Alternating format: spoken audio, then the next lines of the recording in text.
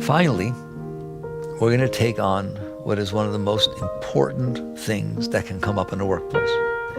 That is the concept of stress and burnout. This job is burning me out. I'm getting stressed out. So let's take on that question from a spiritual point of view. The truth of the matter is, you will eventually, as you grow spiritually, come to realize there is no stress. There's only resistance. Energy is coming in a given direction, and if you are participating in that dance of that energy, there is not stress. If you are resisting at all, to whatever degree you are resisting, resistance creates stress. It's the same thing with engineering. Do you know that I-beams that they build buildings with, they measure stress? That's because there is a force that is opposing them, and that creates stress. Nothing in isolation has stress. So the question isn't what's going on outside, again, as usual with me, is the question what's going on inside. If you are feeling uptight, if you are feeling stressed out, if you are feeling burned out, I appreciate that, I respect that. Start looking inside at a minute-by-minute level as you go through your day. Where am I resisting? Where am I resisting? What is it that a phone call happens? Fine, I told you, it's a phone call. You're sitting on the planet Earth and you get a phone call. That's exciting. Here you get the entertainment of a phone call. You have this opportunity, but that's not how you look at it. If you look deeper inside, you'll see, I'm afraid of failing. I'm afraid something will go wrong. I'm afraid I'll get in trouble. I'm afraid I'll get yelled at. Or I'm afraid I won't get what I want. I want to get something from this. How do I get that? Fear and desire create stress. Why? Because fear is saying I don't want something to be the way it might be or the way it is. And desire is saying I do want something to be the way it's not, right? You don't ever desire what you already got. And you don't fear what's not happening. It's something is happening and you have resistance to it. That's what creates fear. Something isn't happening and you want it to. That's what creates desire.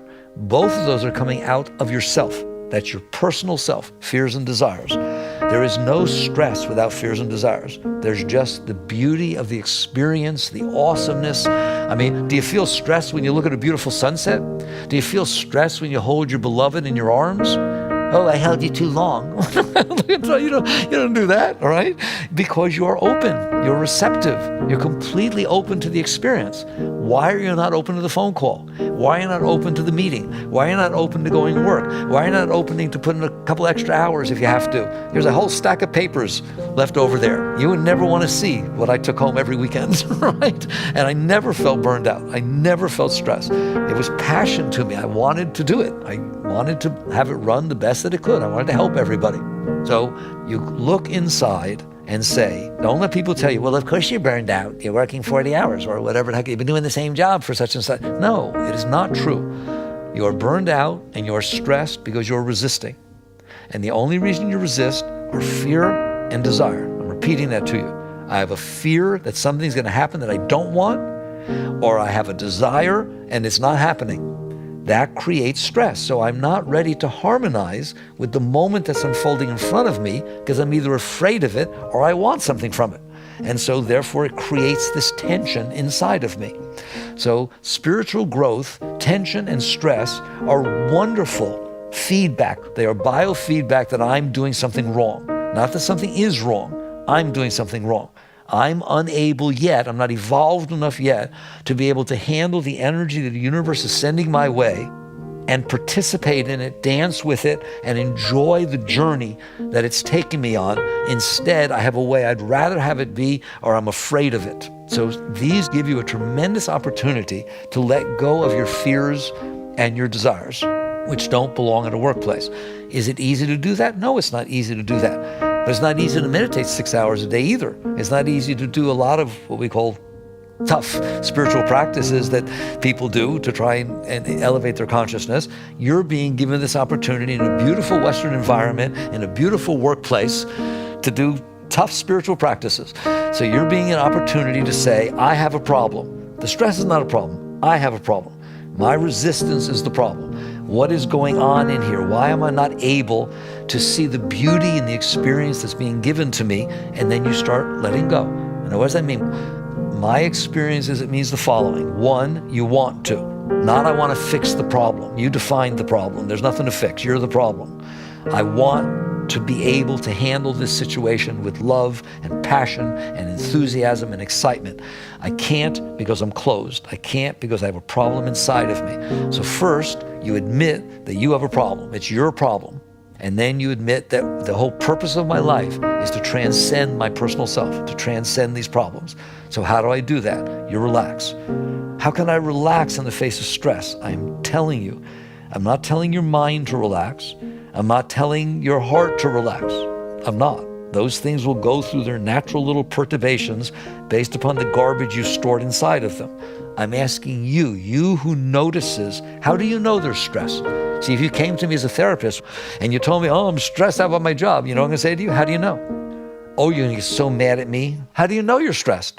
And eventually you'll get so frustrated, you'll say, because I'm in here, I see it. And I'm going to bow down and touch your feet. Oh my God, namaste. That you're in there? Oh my God, you know you're in there. That's self-realization. You who's in there noticing the stress cannot get stressed. A flashlight that's shining on something doesn't get dirty because what is shining on is dirty.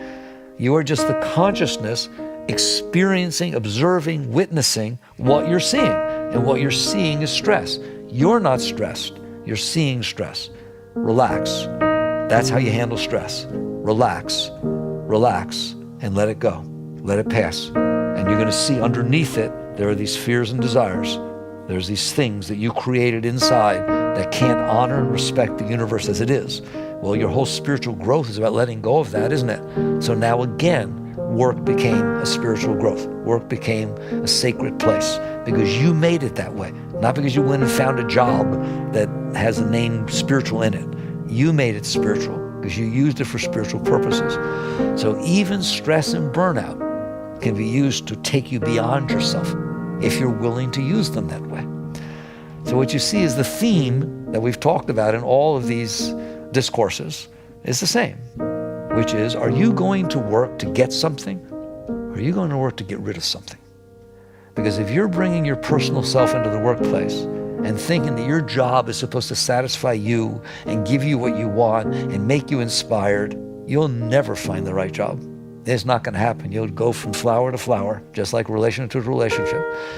Work is a place that you are given an opportunity to let go of your blockages, to let go of your personal self, to let go of all this garbage that you've collected inside. And if you will use it that way, you will be an excellent worker. You will be the highest possible worker.